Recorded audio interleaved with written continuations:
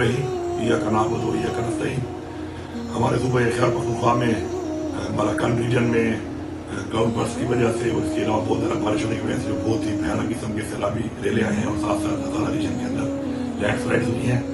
उसके अंदर बहुत ज़्यादा हमारे लोग शहीद हुए हैं, उसके अंदर जख्मी भी हुए हैं और बहुत नुकसान भी हुआ है अमलाक को।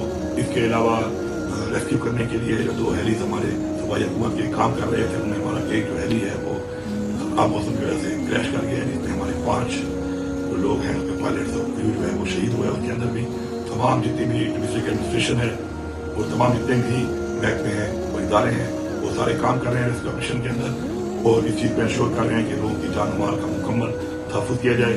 CM हाउस में कंट्रोल रूम के जरिए तमाम मॉनिटरिंग की जा रही है। बकाया जितने भी अजला हैं साथ के उनको भी ऑलरेडी प्रिकॉशनरी मेजर्स के तौर पर नीचे के जो इलाके हैं उनके अंदर भी इस्तेमाल किए जा रहे हैं और साथ साथ जो है हैवी मशीनरी जो है उसको लगा दिया गया है ताकि रोड को क्लियर किया जाए और अमलाक के अंदर जो नुकसान है उसका अजाला किया जाए।